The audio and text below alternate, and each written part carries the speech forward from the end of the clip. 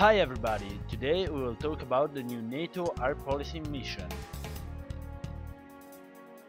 The 5th of June, the Italian and Greek Air Force started a new air policing mission over Montenegro. The two nations will rotate its deployment every 15 days, just like it's happening already in Albania.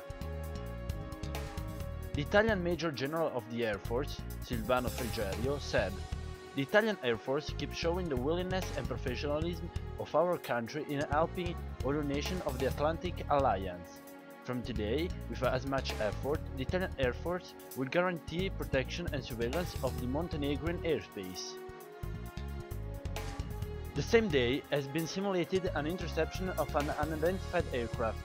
This role was fulfilled by an Learjet 45. The interception was accomplished by 5 Allied fighters, 3 Greek F-16CD Block 52 and 2 Italian Eurofighter Typhoon.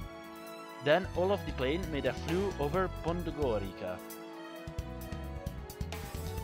The Montenegrin Air Force doesn't field armed jet aircraft, but only Gazelle and Bell 412 helicopters, so the Balkan nation relies on its new allies to protect its skies.